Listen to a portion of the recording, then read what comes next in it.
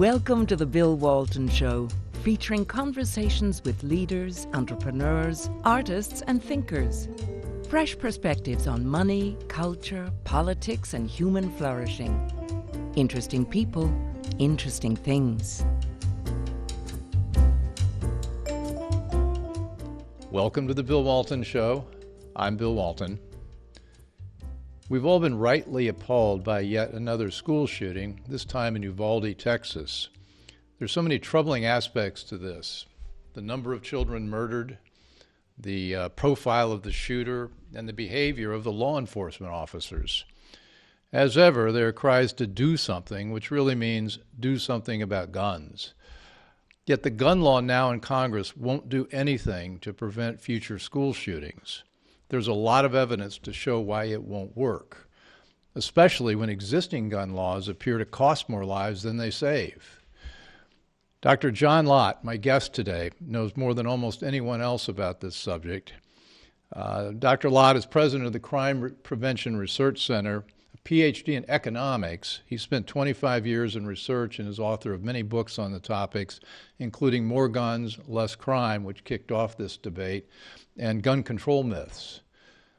John, let's start with this. You write that between 1950 and 2019, 94% of mass public shootings in the United States occurred in places where general citizens were banned from carrying guns. But the mainstream media, they continually refuse to mention when an attack occurs in a gun-free zone. Right. I think that's Uvalde's yet another one of hundreds of instances. Thoughts?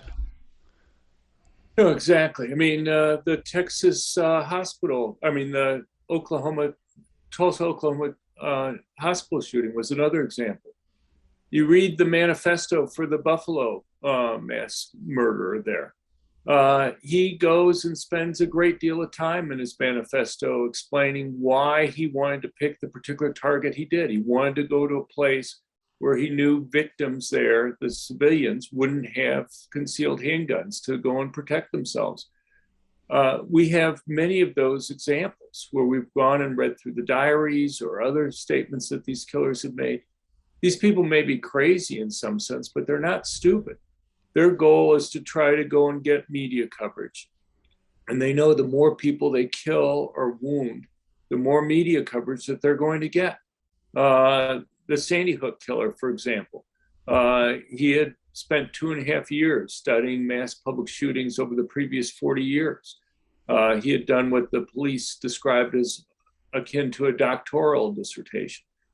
Among the things that he did was he would graph out the relationship between the number of people killed and the amount of media coverage that they got. According to one police report, he wanted to go and kill more people than the Norway killer had killed, who had murdered just with guns 67 people, because he wanted to get more international news coverage than the Norway killer had gotten. Well, the typical blowback on that is, well, these are suicides. These shooters are planning to commit suicide. What do they care?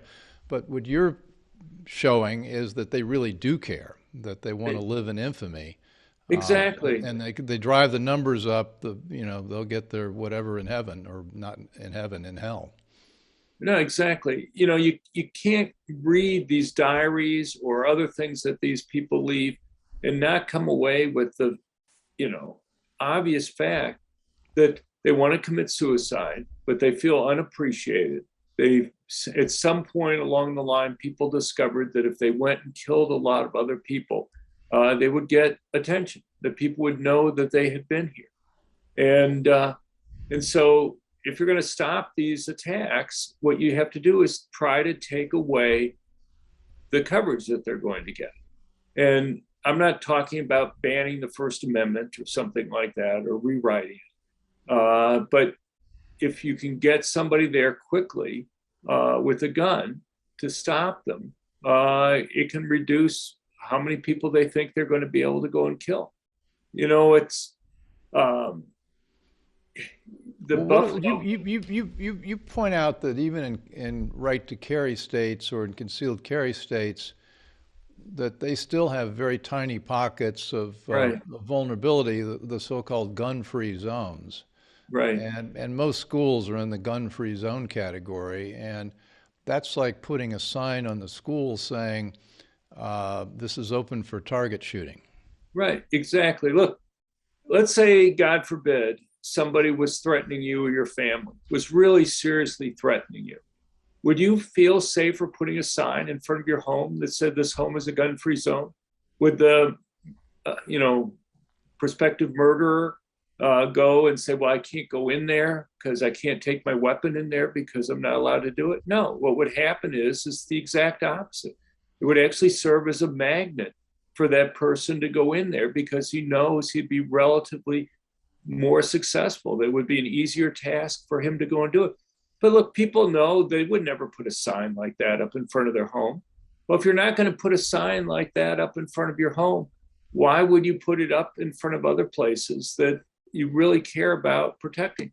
I understand the debate. You read the legislative debates over things like allowing teachers or staff to be able to go and carry. And there's a whole range of concerns. What happens if the teacher accidentally shoots somebody? What happens if the teacher loses their temper and shoots somebody? What happens if the teacher loses control of a gun and the student gets a hold of it? Those are all possibilities. Well, go ahead. Those are all possibilities. So much of the gun control debate is about possibilities, about things that might happen. But we don't have to guess.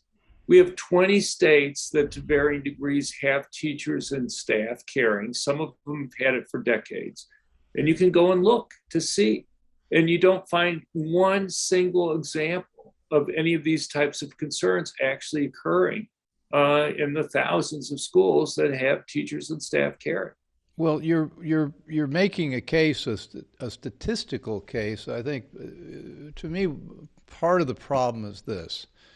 Most people are not very numeric. Most people don't do that well in math. And you're making if you look at the statistics, they overwhelmingly support the idea that guns make you safer, not putting you at more risk. And what we see is when you get a bad anecdote, a kid kills himself with a gun in a closet, then all of a sudden we're supposed to ban all guns in all closets, and we're supposed to have trigger locks.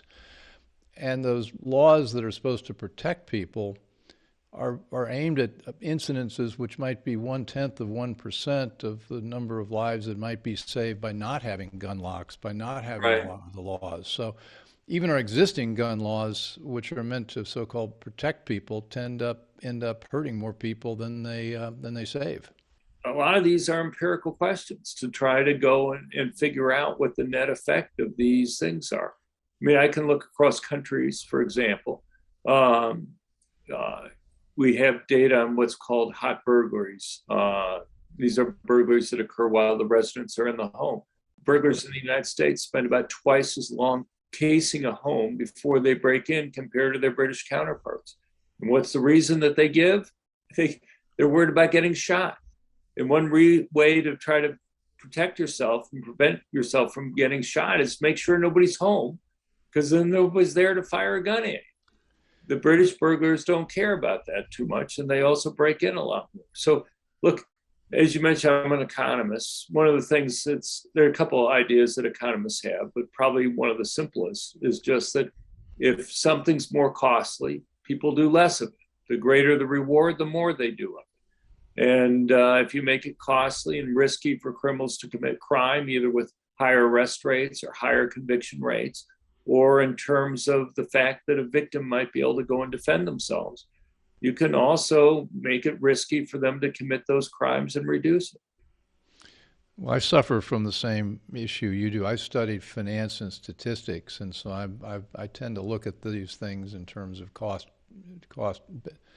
trade-offs and benefits. And I mean, your statistics are overwhelming in terms of the concealed carry, for example, allowing guns in public spaces, which would prevent the mass shootings. But you've gotten a lot of pushback. You paid an enormous personal price for this. I mean, you were an economist at the Federal Sentencing Commission, and then you were at Wharton as a professor.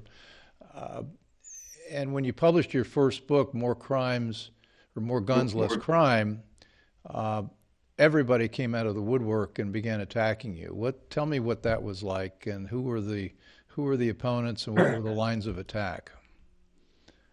Oh, it's a long story. I mean, I guess the most important part of the story is it basically ended my academic career at the University of Chicago.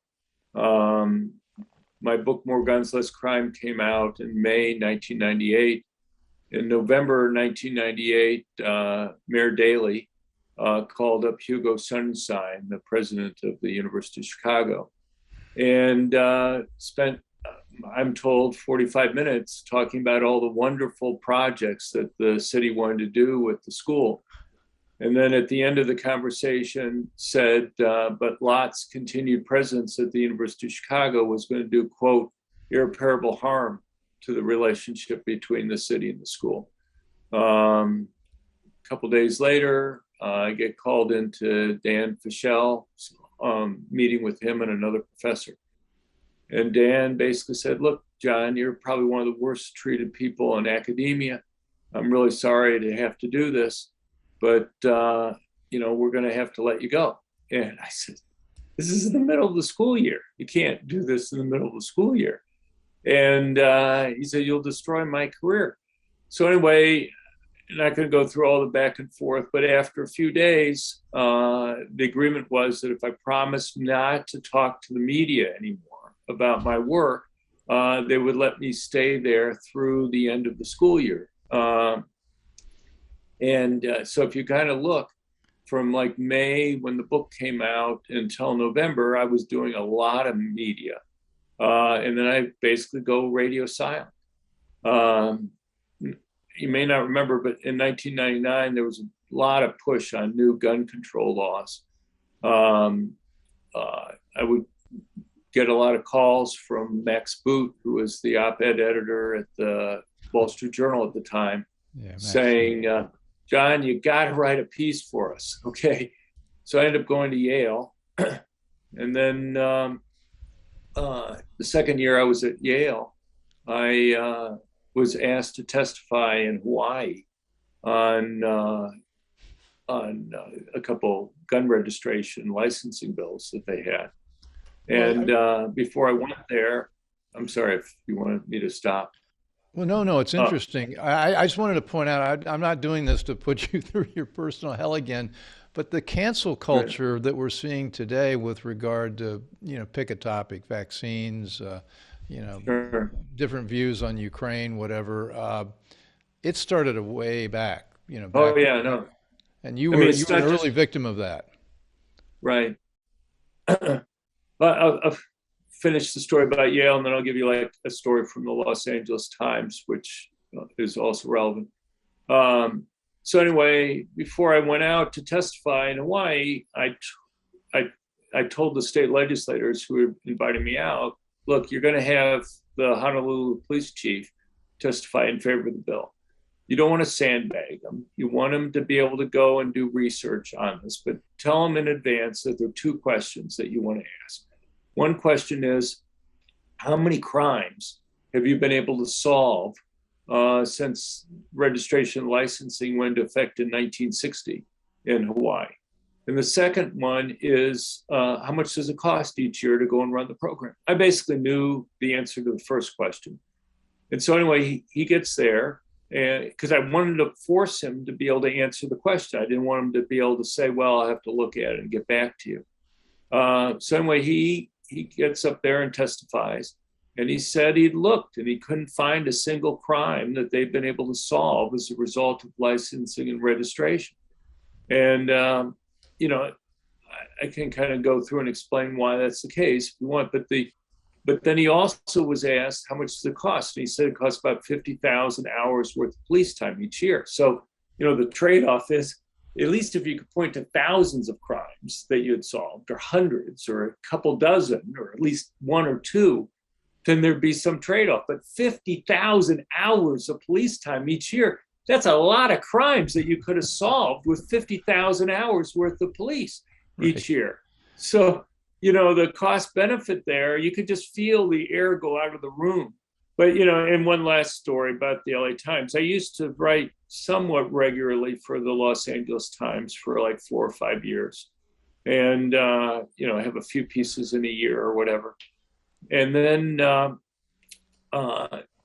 Nick Goldberg, who was the op editor at the time, called me up and he said, John, when we run your pieces, we get about 10 times more mail and emails and phone calls than we get from anybody else, which is good. They hate you, but it's good that we get that. Apparently what had happened was George Soros's Open Society and a couple other groups would organize these types of campaigns that were there. And Nick put up with that. But then he said when they weren't getting a response from him, then they would start contacting the publisher. And when he would run one of my pieces, the publisher would basically call him into the publisher's office and he'd have to spend like a half hour or an hour dealing with that. And he said, John, I just don't have time to go and spend an hour in the publisher's office explaining to him why we ran your piece when we do that. So he just said, we're not going to be able to run your pieces anymore. And I've had that same type of story happen time after time in different types of outlets across the country. And the thing is, people didn't have like specific things saying Lott is made a factual mistake or something like that. They just would say, you have to stop. It's horrible that you're running his pieces. And anyway, it just well, let's speculate. You're watching the Bill Walton Show. I'm here with Dr. John Lott, who's a very, very thoughtful expert on the effect of gun control on crime and guns and crime, and we're talking about that. And we're also talking about the incredible blowback he got for coming out with what I believe is the truth about guns. John, you've been at this now for almost 3 decades. I want to speculate. I mean, what is it? Is it just people are uncomfortable with guns and they're afraid of guns, and so therefore anything having to do with it is verboten? Or is there something deeper going on about, is it a Second Amendment issue where they really don't want America to be armed at all, and they being, I guess, the elites? And how much of this do you think is political, and how much of you think is just personal aversion to guns? I think there are a lot of aspects to this question. As a general point, I think there's a fundamental difference between conservatives and liberals in terms of who they trust to make decisions. So you take something like Obamacare, all right, or how liberals approach healthcare issues. Obamacare, they basically tell you exactly what the insurance has to cover. They don't trust the consumers to decide what you're going to be covered. The only choices you have is the size of the deductible that you can pick between the different types of plans that are there. A conservative basically would say, look, a 65-year-old woman probably doesn't need to be covered for childbirth. If you want to go and have alcoholism covered or something like that, or other issues, that's your choice, and you pay for it. It's more costly to have all those other things covered, but you may have other things you want to go and do with your money. And but if you don't trust individuals to make decisions on even what their health insurance is going to cover, are you going to trust them with weapons? I mean, in some sense, the ultimate thing you can trust people with is in terms of whether you trust them with a weapon or not. Well, you point out. Go ahead. You point out that again, getting back to the statistical argument, that the 25 or 30 million concealed carry permit holders in the United States have an incredible record of safety, and they're virtually never the ones that commit murder or a gun crime. Right. Well, I mean, the type of person who's willing to go through the process. I mean, if you're going to go and commit a crime, why are you going to bother going through the process, paying a fee, doing the background check, getting training if it's required? You're just going to go and commit the crime. So it's, you know, it's my guess is the whole gun debate that we have right now would be very different if the media would cover a few things differently. One would be once in a while when we have these gun-free zones attacks, mention that that's occurring. It's often the easiest thing for the reporters to find out. Usually they'll go and talk about how people obtained the gun to begin with, or what gun was used. Frequently they're wrong. But for something like the Texas school shooting, I was able to find that out within literally just a few minutes by just going to the website for the school to go and see their firearms policy that was there.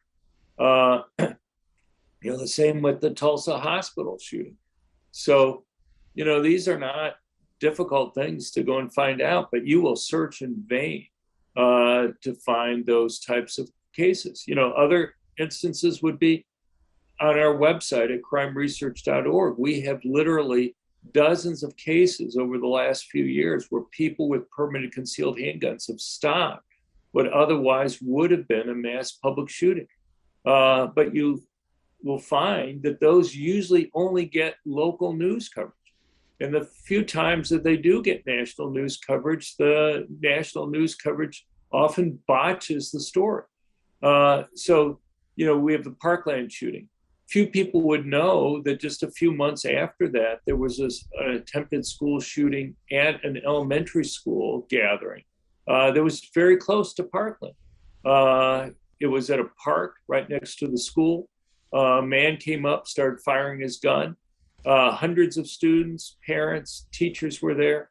Fortunately, there was a vendor there with a permanent concealed handgun who stopped the attack. It only got local news coverage. You look at the Pulse nightclub shooting, which at the time was the worst mass public shooting in U.S. history. A week later, there was a similar attack at a nightclub in South Carolina. 3 people were shot. The 4th person was being shot at when a permit holder pulled out his gun and seriously wounded the attacker. Again, only local news coverage. The difference between Florida and South Carolina, Florida is one of 10 states that banned permitted concealed handguns in establishments that got more than 50% of their revenue from alcohol. South Carolina was one of the 40 states that allowed people to be able to have that. You would think both Parkland and the Pulse nightclub shooting were still getting coverage when these other events happened. And you would think, geez, we've just had another school shooting that ended very differently nearby, or a nightclub shooting that ended very differently, that it might get coverage, but they don't. So it seems like all these laws are the costs of good intentions, or as Sure. an economist, the law of unintended consequence, or the seen and the unseen. I mean, you think Right. you're doing something good, you're going to ban guns in bars, well, that'll make it safer. Well, in fact, it does just the opposite. Let me touch a third rail here, if I might. It seems to me, as I read through your work, that there's an awful lot of distortions in average gun statistics in America, and that when you look specifically at what's happening in America's inner cities, Right. that most of the gun crimes are black on black murders. And so when people talk about average deaths, or average deaths of children even, they say, well, there are 15 children killed by guns every day. Well, in that, they include teenagers. And most of those gun crimes are gangland murders of kids in their teens. So we've got this notion that there's happening everywhere, but it's not happening everywhere. It's happening in the inner cities disproportionately. Oh, yeah, no. Murders in the United States are very heavily concentrated, much more so than in other countries. You have over half the murders in the United States take place in about 2% of the counties. That's 60 out of the 3,140 counties. If you ever look at murder maps for those counties, what you'll find is that about 2/3 of those murders occur in 10-block areas. So murders are very heavily concentrated, and they're very, very heavily gang related. People fight against each other over controlling drug turf that's there. And you may have collateral damage, when you hear in Chicago, some 10-year-old girl that's been shot because of a drive-by shooting. Well, the drive-by shooting is almost invariably related to gangs fighting against each other over the drug turf. And there was some little girl that simply got caught in the crossfire that's there. Uh, we right now we hear all these statistics about the number of mass shootings in the United States, and they'll say that there's been over 200 of them. Usually, the way it's phrased to begin with is people will kind of bring up the Texas school shooting or Buffalo shooting or others, and then they'll say there have been 200 mass shootings, making people think that there's basically 200 and some of those types of shootings. And that's simply very misleading because any type of death is bad, but the vast majority, I'd say in the high 80% range of those mass shootings that they talk about are gangs fighting against each other over drug turf. Is that bad? Yeah. But the causes and solutions for why gangs fight against each other over drug turf are dramatically different than these types of mass public shootings where somebody in a way to commit suicide, but in a way to commit suicide in order to get media attention and have people know that they were there, causes and solutions are dramatically different. There are a lot of, we've had 187 kids murdered over the last 40, 50 years in school shootings. And this year in Chicago alone, there have been 254 people killed. Right. In Chicago, and Rich Daley is no longer mayor, but the mayor of Chicago is now worse, and it's just so maddening that these big city mayors want to have these gun control laws when they know the people most hurt by them are residents of the inner city. Right. Inner city, blacks, Hispanics, whatever. Those are the ones most hurt, and they're hurt in many different ways. I mean, it's not just the direct victims of crimes, but who owns many of the businesses that are shut down or destroyed? Who works in those businesses? Who shops in those businesses? Who owns houses in those areas whose property value is knocked down as crime rates go up in those areas? These are overwhelmingly relatively low income blacks and Hispanics that are being harmed in many different ways there. And, you mentioned Daley. When the younger Daley became mayor, the arrest rate for murders were about 62% in the city. When he left, it was down to 30%. When Rahm Emanuel, who ended up leaving being mayor, it was down to 20%. It's been down to like the low teens since then. And there are lots of things that they've done which have made the job of arresting people much more difficult. So one of the things that's happened that Rahm Emanuel did was that whenever a police officer would stop and talk to somebody, they'd have to fill out paperwork. This is an agreement that he made with the ACLU. You have 2 pages, legal-sized pages of paperwork, talk about who you stopped, why you stopped them, where you talked to them about, what you talked to them about.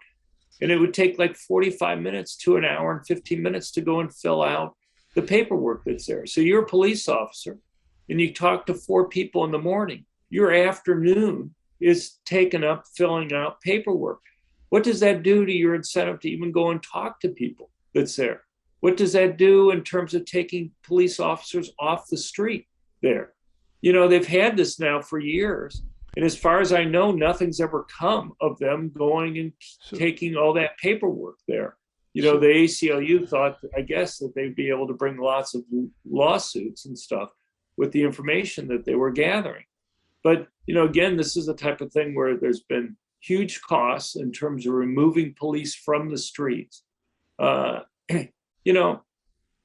thing is, so many Democrats claim that they care about poor and minority individuals, and yet they go and do things like this that really have real bad consequences. So, and just one quick point, and that is, we're living in a strange world where we have people who want to make sure that law enforcement's not able to go and defend people, and those same people don't want to let the individuals themselves defend themselves. You at least think that there'd be some trade-off there. If we're not going to let the police defend people, at least, or law enforcement, prosecutors, at least let the people themselves defend themselves, but they won't let either occur. Well, I keep one. Maybe is there a third rail? Is there a fourth rail? I mean, I think a lot of this is political. If you look at the left-right divide and who owns guns and who doesn't own guns, it looks like a lot of this is aimed at taking guns from conservatives.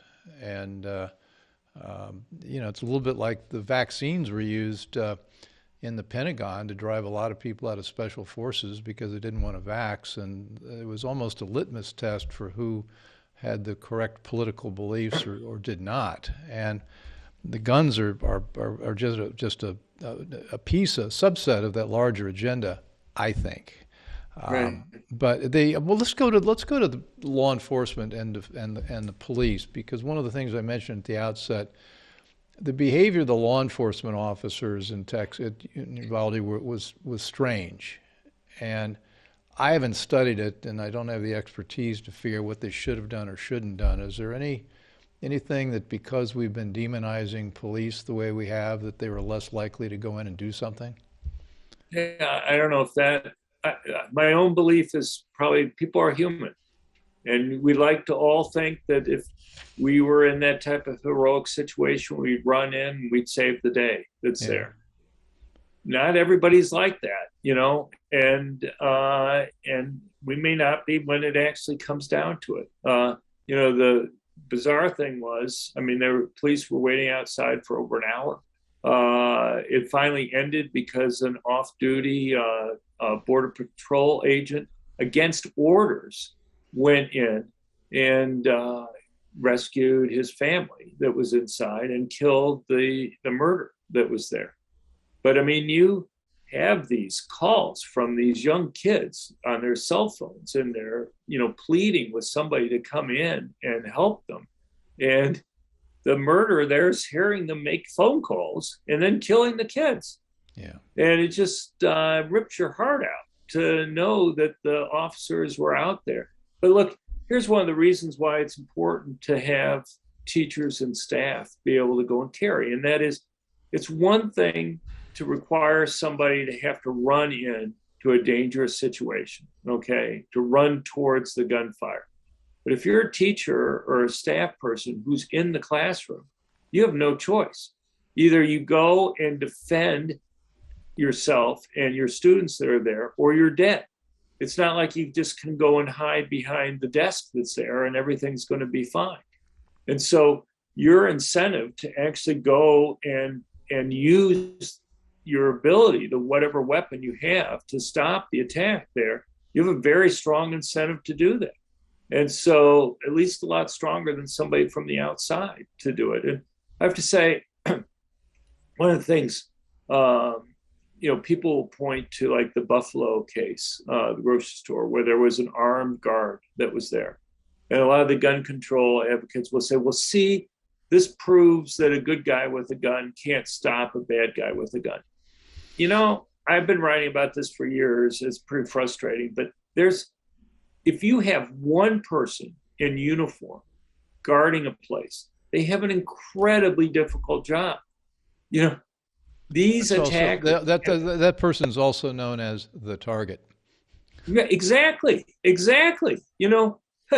Having one guy in uniform is kind of like a neon sign above him that says "Shoot me first," because if the killer believes that you're the only person with a gun there, who does he go after first? In the Buffalo attack, he had already cased the grocery store. He knew where the guard was stationed. The first person he killed was the guard. If you have one police officer at a school and he's in uniform, he's a very boring job. He's there day after day. The odds that any one school is going to get hit is incredibly low. And you don't have eyes in the back of your head. The attackers there have real tactical advantages there in terms of the timing, who they go after first. They can wait for you to leave the area, or they can go and pick another target, or they can take that person out first. And, it's just, if I were to make one plea, and that is because right now the Senate is talking about having funding for one police officer in each school. My plea would be, please mandate that the person not be in uniform. Please mandate that the person blend into the school. You can have them as a PE coach or as a janitor or something. Like an air marshal on an airplane. Yeah, something like that. But make it and have signs out in front of the school that say, rather than a gun-free zone, saying, a selective people at the school have guns, concealed handguns, and will use them to protect the students and others here at the school. But you don't want to make the person identifiable. So, sticking with the Congress and Senate and what's in this bill, have you done any work on the red flag laws? Yeah. What tell us about that? Well, I don't think most people kind of know what the existing laws are, even before you have red flag laws. All the states and the federal government have what's called involuntary commitment type rules. And what happens is that if you are concerned about somebody being a danger to themselves or others, people will call up the police will go and investigate. If the police believe that they have, quote, a reasonable suspicion, which is like a 20% probability that there's a real concern there, they can take the person in for a mental health evaluation. You'll have, depending upon the state, any place from 1 to 3 mental health professionals that will evaluate the individual. And then if the mental health professionals believe that there is a concern there, there can be an immediate court hearing, literally an immediate court hearing. And if you can't afford a lawyer, one is provided for you. And then a judge has a range of options. The judge could say, look, I'm concerned, but if you agree to go and seek mental health counseling, then come back in a couple of weeks and we'll reevaluate the situation. They could take away the person's guns. They could go and involuntarily commit the person. There's a whole range of options that they have there. What red flag laws do is they essentially gut all those protections. What happens is that a complaint's made, a judge sees the written complaint in front of him. There's no testimony, there's no cross-examination. The person who the complaint is being leveled against doesn't even know that a complaint has been made. The first he'll know about it is when the police show up at 5 a.m. in the morning at his house to go and retrieve his guns. And then within a month or so, there'll be a hearing. No legal counsel is automatically provided to you. There's no mental health experts involved in the process in any of the states that are there. These red flag laws are overwhelmingly used for concerns about suicide. And the only thing that happens to you if you lose is your guns are taken away. Now, there are a couple points to make on this. One is, if you're concerned about somebody being suicidal, if you're really concerned about it, is simply taking away a person's guns a serious response to this? I mean, there's so many different ways people can commit suicide there. If you're concerned about it, you better get mental health care professionals involved, and you better maybe even think about involuntarily committing the guy if you're doing that. And but yet these laws do not have mental health care professionals involved. And the other thing is the costs. I've talked to lawyers involved in these types of hearings. The legal costs you're talking about are often $10,000. So let's say you're somebody who has a complaint against them. You want to keep your guns. But the only thing that happens to you if you lose is you lose your guns. And you have a choice. I may want to keep my guns, but is it worth $10,000 to go and change the odds? And so the vast majority of people who go through the process there don't hire a lawyer to go and deal with this. So I know the Senate is talking about having due process type protections in there, where there would be a hearing and stuff. That's fine. But it still doesn't get to the basic problem with red flag laws, and that is only concentrating on guns as a solution. I understand why gun control people want to frame it that way. They want to make people think, well, if you only take away the gun, then the problem's solved. But, unfortunately, I think it can actually be counterproductive sometimes. Go ahead. Well, I just wanted to, I want to just see if I can't boil this down. It's the old CEO in me. I can't. Sure. I want to. I go on. Like, I'm an academic. I go on too long sometimes. I love academics. That's why part of the reasons I'm doing the show, to get to talk to smart people like you.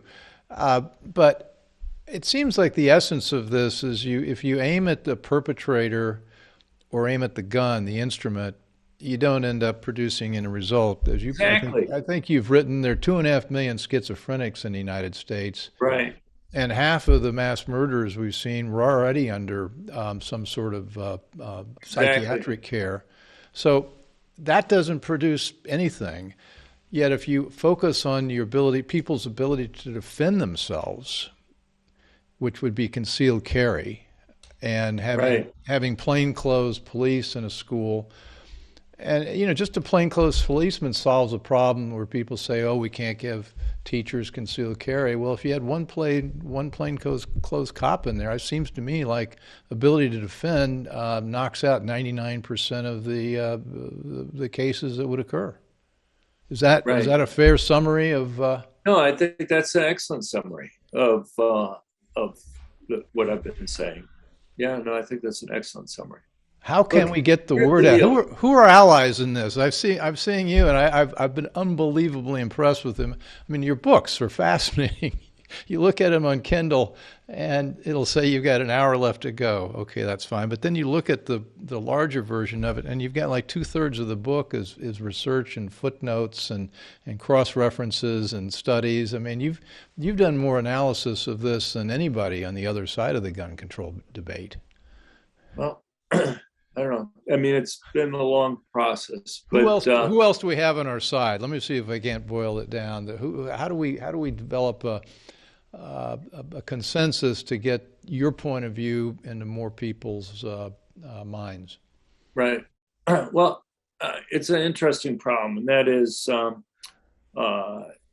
there's a lot of research that supports my side, academic research, but academics are afraid to go and speak out on this publicly because of the backlash that they'll get in many different ways. And, so they publish papers, and I can point to the papers, but, the thing is, the media has really changed over the last 10 or 20 years. So like, there'll be a paper that gets published that claims that concealed carry is bad. And there was another paper that had gotten published in a peer-reviewed journal even before that paper came out. But when they said concealed carry is bad, I don't see anybody that has the kind of numbers that you have. The thing is, when you do these studies, you're seeing how crime rates change in states that are changing their laws relative to all the other states that are there.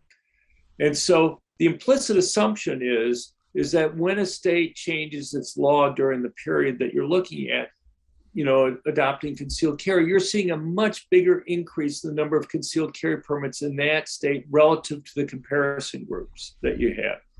The problem is that the later states are much more restrictive. Some of these states kind of got dragged kicking and screaming into having concealed carry, like Illinois, for example, was the last state to do it. It costs $450 to go through the process to get a concealed carry permit, 16 hours of training.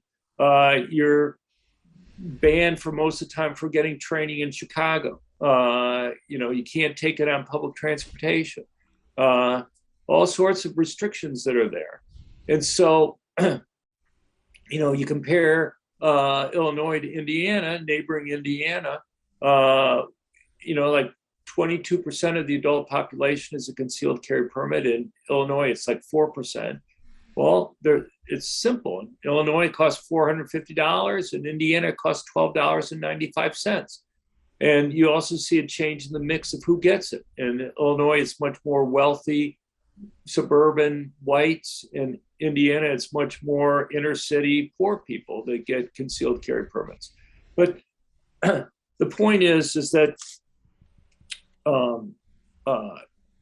you have to really look at the percent of the population with permits, okay? Not just whether the law gets changed, because when you have these late states make it very difficult. They had an increase in permits, but you had an even larger increase in permits for the comparison group for the earlier years that are there.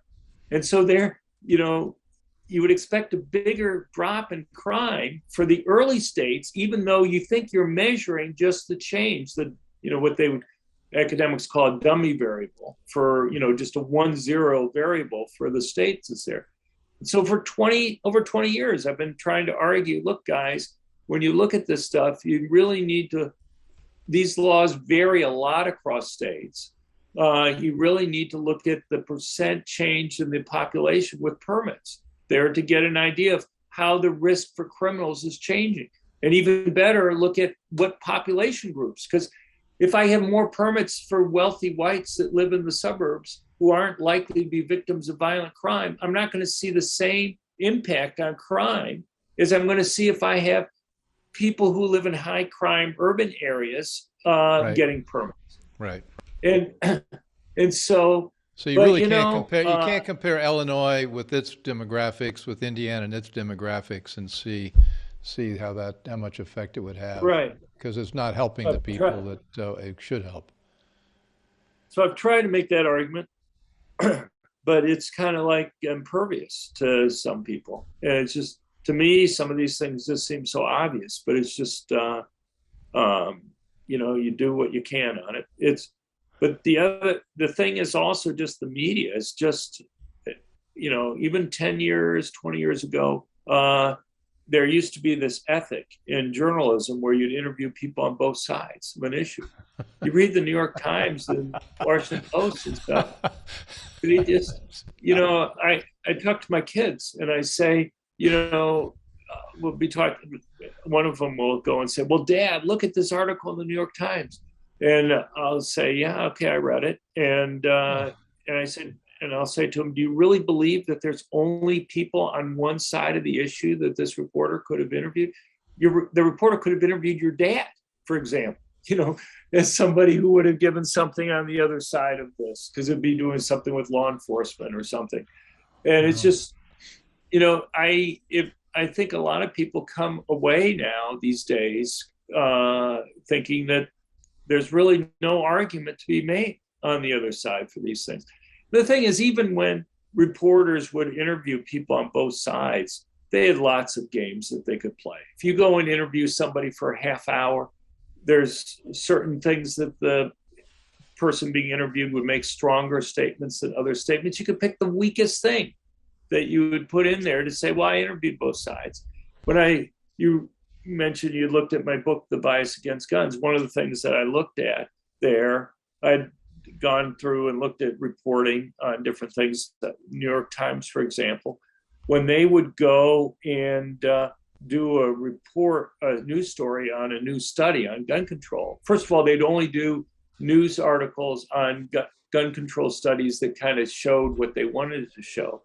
But then they would still interview people on both sides. But on the gun control side, they'd interview a couple academics. On the other side, they'd interview somebody from the NRA and a gun store dealer. And it's kind of like, so you say, well, I interviewed people on both sides, but I mean, your reader's going to think, well, I have a couple, possibly unbiased academics, but a gun store dealer and the NRA. And the NRA, oh my God, the NRA. Yeah, right. I mean, how is that balanced?